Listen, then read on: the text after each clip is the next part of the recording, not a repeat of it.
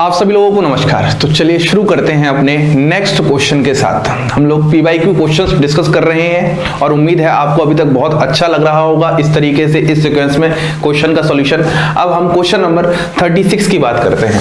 Which of the following compounds does not show geometrical isomerism. यहां पर सबसे पहले आपको ज्योमेट्रिकल आइसोमेरिज्म के बारे में आइडिया होना चाहिए, और अगर मैं आपसे ज्योमेट्रिकल आइसोमेरिज्म के बारे में बातें कर रहा हूं तो यहां पर मैं दो बातें आपको बताना चाहता हूं। सबसे पहली बात तो ये बताऊंगा कि किसी भी सिस्टम में ज्योमेट्रिकल आइसोमेरिज्म शो करने के लिए रेस्ट्रिक्टेड रोटेशन सिस्टम होना चाहिए। वहां पर क्या होना चाहिए? रेस्ट्रिक्टेड रोटेशन सिस्टम, है ना, रेस्ट्रिक्टेड रोटेशन सिस्टम। ठीक है, स्पेलिंग सही कर लेना। उसके बाद जो दूसरी बात है कि जो आपके पास रेस्ट्रिक्टेड कार्बन एटम है वहां पर क्या होना चाहिए? वहां पर या तो कार्बन एटम हो सकता है या फिर कोई भी एटम हो सकता है कार्बन के अलावा, रेस्ट्रिक्टेड होना चाहिए। तो वहां पर डिफरेंट सब्स्टिट्यूएंट होना चाहिए। यदि किसी में ये दोनों ही कंडीशन फुलफिल हो रही हैं, इसका मतलब समझ जाइए वहां पर ज्योमेट्रिकल आइसोमेरिज्म शो होगा। तो आइए एक एक करके स्टार्ट करते हैं। सबसे पहले ऑप्शन को देखता हूं तो आप जरा ध्यान से देखो, यहां पर सबसे पहले आपको ये दिखाई दे रहा होगा रेस्ट्रिक्टेड रोटेशन सिस्टम है। रेस्ट्रिक्टेड रोटेशन सिस्टम के बाद यहां पर Br और H अलग अलग है और यहां पर Br और H अलग अलग है, तो यहां पर ये ज्योमेट्रिकल आइसोमेरिज्म शो करेगा। वहीं पर अगर मैं तो आंसर ये नहीं हो सकता, क्योंकि आपको तो वो बताना है कि which of the following compounds does not show, जो शो नहीं करता हो। वहीं पर अगर मैं इस सवाल की बात करता हूं तो देखो फिर से यहां पर रेस्ट्रिक्टेड रोटेशन सिस्टम है और यहां पर देखो Br और H अलग है और यहां पर H और Cl अलग है। तो सबसे पहले आपको रेस्ट्रिक्टेड रोटेशन सिस्टम देखना है। वो डबल बॉन्ड की वजह से हो सकता है, वो किसी साइक्लिक पार्ट की वजह से हो सकता है, वो डबल बॉन्ड साइक्लिक पार्ट को दोनों को मिला के हो सकता है। इस तरीके से डिफरेंट कंडीशंस में रेस्ट्रिक्टेड रोटेशन सिस्टम आ सकता है। जो सबसे इंपॉर्टेंट बात है वो जो रेस्ट्रिक्टेड आपके पास एंड्स हैं उन पर डिफरेंट सब्स्टिट्यूएंट होने चाहिए। तो ये भी आपके पास आंसर नहीं हो सकता, क्योंकि ये भी ज्योमेट्रिकल आइसोमेरिज्म शो कर रहा है। वहीं पर अगर मैं इसकी बात करता हूं, फिर से देखो रेस्ट्रिक्टेड रोटेशन सिस्टम है, उसके बाद देखो Br और CH3 अलग अलग है, H और Br अलग अलग है। तो कहीं ना कहीं ये वाला भी आपका आंसर नहीं होने वाला है, क्योंकि ये भी Gi शो कर रहा है। वहीं पर अगर मैं इस सवाल की बात करता हूं, जरा ध्यान से देखो, तो यहां पर C डबल बॉन्ड C, यहां पर आपके पास CH3 है, यहां पर आपके पास CH3 है, यहां पर आपके पास H है और यहां पर आपके पास CH3 है। तो आपके पास यहां पर ये क्या है? रेस्ट्रिक्टेड रोटेशन सिस्टम है। ये दोनों ग्रुप अलग नहीं है, ये दोनों ग्रुप सेम है। तो रेस्ट्रिक्टेड रोटेशन सिस्टम तो है, लेकिन यहां पर जो आपके पास रेस्ट्रिक्टेड एंड है ये वाला, इस पर दोनों ही सब्स्टिट्यूएंट सेम है। इसकी वजह से this is the correct answer. यही Gi शो नहीं करने वाला है। जब बात करते हैं हम Gi की, तो Gi का एक जो पार्ट होता है वो साइक्लोएल्केन्स में बहुत इंपॉर्टेंट हो जाता है। कि जब आप साइक्लोएल्केन्स के केस में पढ़ते हो, जैसे मैं अगर एग्जांपल की बात करता हूं, यहां पर ये आपके पास कोई 3 मेंबर्ड रिंग है, साइक्लोप्रोपेन है, तो यहां पर आपके पास रेस्ट्रिक्टेड रोटेशन सिस्टम है। तो यहां पर क्या होना चाहिए? आपके पास A और B ग्रुप होने चाहिए, और यहां पर किसी भी कोने पर, इस पे भी या इस पे भी, आपके पास डिफरेंट सब्स्टिट्यूएंट होने चाहिए।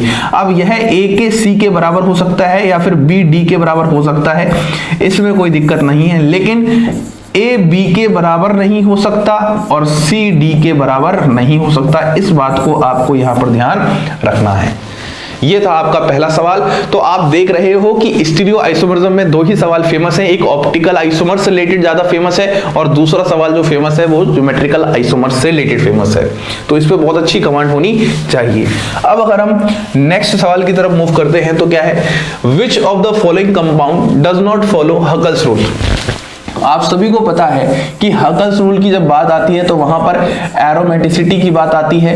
तो यहां पर कंपाउंड को एरोमेटिक ना पूछकर आपसे सवाल पूछने का तरीका थोड़ा सा अलग कर दिया गया है। मतलब इस सवाल को पूछने का तरीका ये भी हो सकता था, which of the following compound is not aromatic, जो कौन सा कंपाउंड है एरोमेटिक नहीं है। लेकिन सवाल ये ना पूछकर आपको थोड़ा सा यहां पर लैंग्वेज में फंसाने की कोशिश कर रहा है।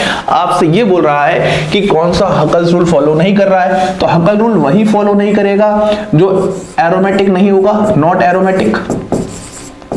जो एरोमेटिक नहीं होगा, सिंपल सी बात है। तो अब इन सब का मुझे स्ट्रक्चर आना चाहिए। तो सबसे पहले अगर मैं बात करता हूं फेनेंथ्रासीन, तो मैं यहां पर स्ट्रक्चर बना सकता हूं। फेनेंथ्रासीन का आपके पास स्ट्रक्चर कुछ ऐसा होता है, इस तरीके से पॉलीन्यूक्लियर हाइड्रोकार्बन होते हैं, नेफ्थलीन होता है, एंथ्रासीन होता है, ऐसे ही फेनेंथ्रासीन होता है। तो यहां पर इस तरीके से अल्टरनेट डबल बॉन्ड लगा लीजिएगा। तो ये तो आपके पास कैसा होता है, एरोमेटिक होता है। कैसा होता है, एरोमेटिक होता है। क्लियर एकदम अच्छे से, यहां तो कोई दिक्कत नहीं है। आप यहां पर देख भी सकते हो, यदि मैं ये हटा के अल्टरनेट डबल बॉन्ड लगाऊंगा तो यहां पर ये 4n+2 पाई इलेक्ट्रॉन कंटेन करेगा, और जो भी 4n+2 पाई इलेक्ट्रॉन कंटेन करता है, इसका मतलब वो हकल रूल को क्या करता है, फॉलो करता है, जो कंटेन करता है। तो पहला वाला आंसर नहीं हो सकता है। बात को ध्यान से समझिए कि अगर आपसे सवाल पूछा जाता कौन सा एरोमेटिक नहीं है, तब भी आपको हकल रूल के थ्रू ही सोचना पड़ता, और यहां तो डायरेक्ट पूछ लिया गया कि हकल रूल फॉलो कौन सा नहीं करेगा। तो मतलब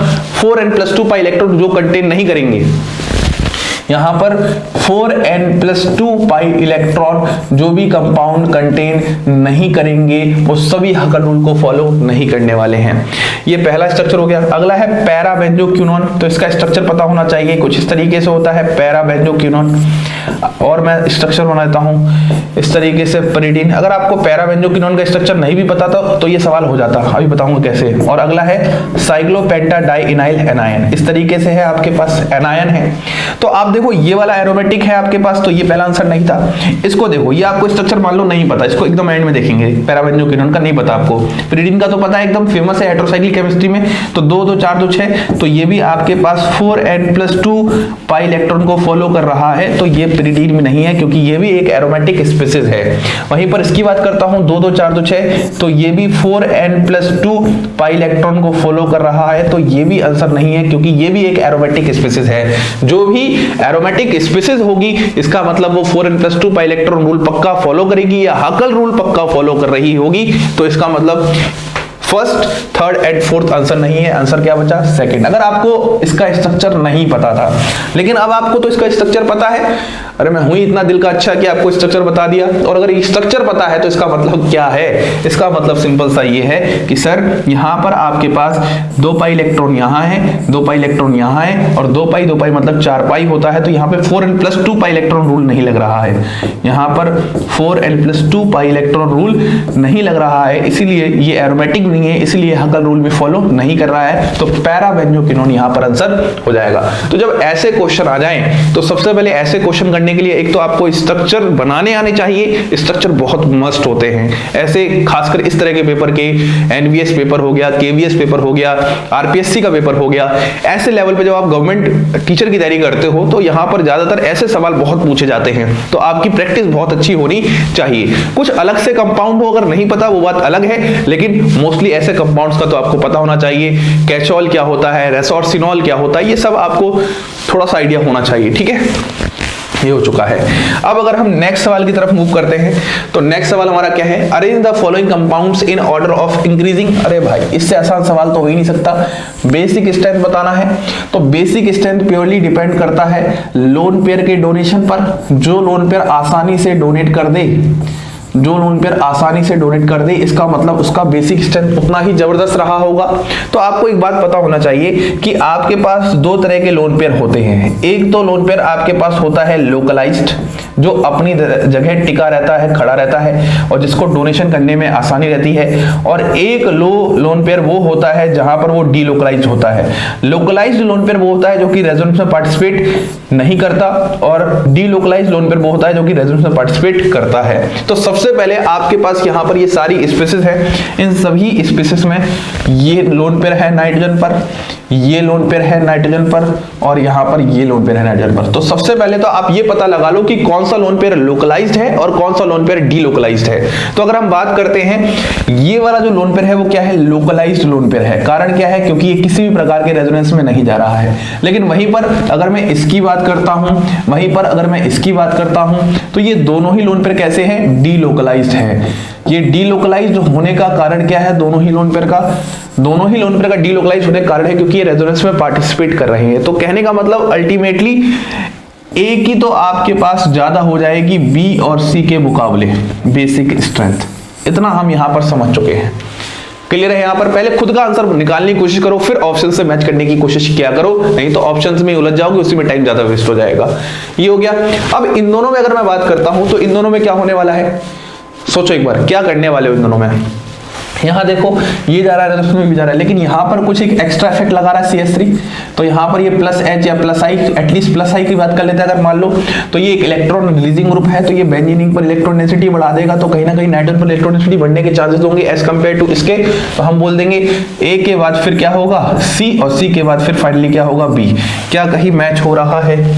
ये तो कट जाएगा इस तरीके से, ये भी कट जाएगा इस तरीके से, ACB ये आ जाएगा थर्ड वाला, है ना, बाकी सब कट जाएंगे। बहुत सिंपल क्वेश्चन था, बहुत सरल क्वेश्चन था, बेसिक स्ट्रेंथ मैंने बहुत अच्छे लेवल पर आपको GOC में पढ़ा रखा हुआ है, बहुत अच्छे लेवल के क्वेश्चन करवा रखे, तो बहुत इजी क्वेश्चन था। ठीक है, नेक्स्ट क्वेश्चन की तरफ मूव किया जाए क्या? अगर हम नेक्स्ट क्वेश्चन की तरफ मूव करते हैं तो नेक्स्ट क्वेश्चन हमारा क्या है देख लेते हैं।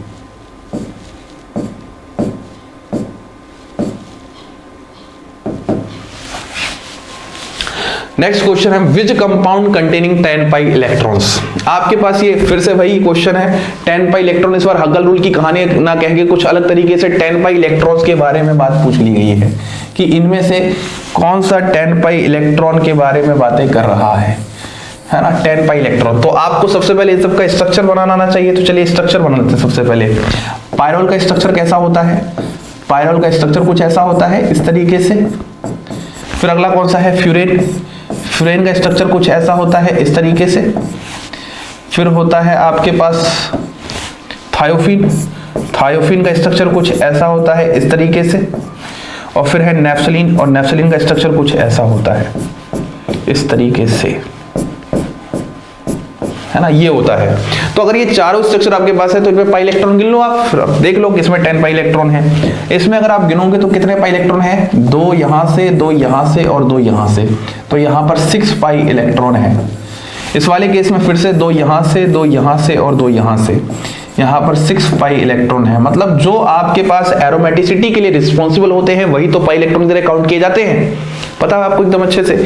और वहीं पर इस तरीके से बात कर लो यहाँ पर भी, तो ये भी आपके पास 6 पाई इलेक्ट्रॉन है। और फाइनली अगर आप यहाँ पर बात कर लो तो 2, 2 4, 2 6, 2 8 और 2 10, बिल्कुल नेफ्थलीन में आपके पास 10 पाई इलेक्ट्रॉन है। तो this is the correct answer, बाकी सब क्या हो जाएंगे?